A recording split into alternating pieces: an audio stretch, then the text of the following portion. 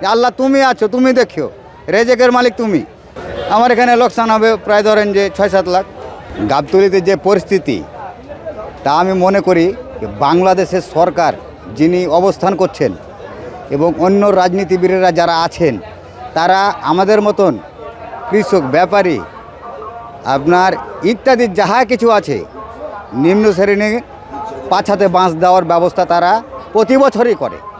ওরা গরিবের জন্যে মাউথ পিসে মিথ্যা কথা বলে, সত্য কথা বলে না, জানেন? আর আজকে কেন গাবতলীতে এই পরিস্থিতি হবে বলেন তো? লক্ষ লক্ষ গরু এখানে ইনভেস্ট করছে, আজ একটা ক্রেতা নাই এখানে। 10 লাখ টাকার গরু বলছে যে 3 লাখ টাকা। আপনি বলেন তো বাংলাদেশে খাবারের দাম কি কম? এই বাংলাদেশ সরকার কি মেনটেন করে? আমাদের পাছাতে দিনের পর দিন বাঁশ ভরে চলেছে। আমার 15 লক্ষ টাকার গরু আজকে বলছেন আপনি 3 লক্ষ টাকা। কি করে বিক্রি করি বলেন তো? 6 লক্ষ টাকা তো খাবারই খেয়ে রেখেছে। এখন তো নিয়ে গেলে লসের মধ্যে লস। আমার ছেলেকে আমি ফেলে দেবো বলেন? আমার ছেলেকে যদি আমি ফেলে দিই তাহলে সরকার আপনার ভেকু লাগিয়ে ডাস্টবিনে টেনে ফেলে দিবে। কার কাছে দাবি করব আমরা? আমাদের মতন লোক যারা বাংলাদেশে আছে তারা একটাই কথা বলবে যে আল্লাহ তুমি আছো, তুমি দেখিও, রেজেকের মালিক তুমি।